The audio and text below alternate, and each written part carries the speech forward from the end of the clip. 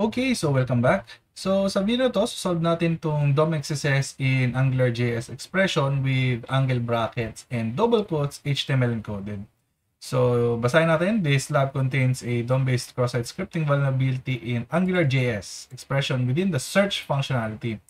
So as you know, yun nga, AngularJS is a popular JavaScript libraries and ang ginagawa niya is in-scan niya yung HTML nodes na nagko-contain ng ng-app attribute or yung AngularJS directive na tinatawag.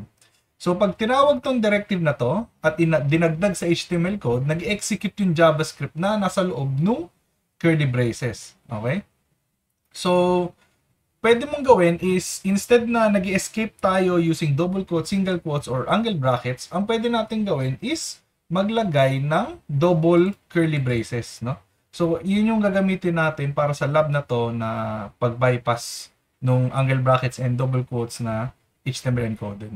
So, ang kailangan natin gawin is to call the alert function. So, load natin yung lab. And tingnan natin tong search functionality. So, as usual, lagyan natin inputs. Let's say 1, 2, 3, 4.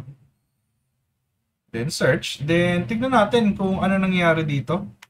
So, inspect tayo. And check natin itong 1, 2, 3, 4. So, ayan. Nandyan yung input natin. And kapag naglagay tayo, just to confirm kung na-encode ba talaga, search tayo ulit, pero with angle brackets and double quotes. Punta natin to. And let's see. Ito, kapag inedit as HTML, ayan, nagiging encoded, no? So, tignan natin to, no? I-view source natin. Eh, pag view source natin, makikita natin na walang script tags, no? Usually, na nakikita natin from the other DOM XSS videos. Pero, meron tayong ng dash app, no? So, meron tayong ng dash app dito. Meaning, pwede tayong gumamit ng AngularJS expressions. Okay? So, kung familiar kayo sa AngularJS, ang pwede natin gawin is double curly braces.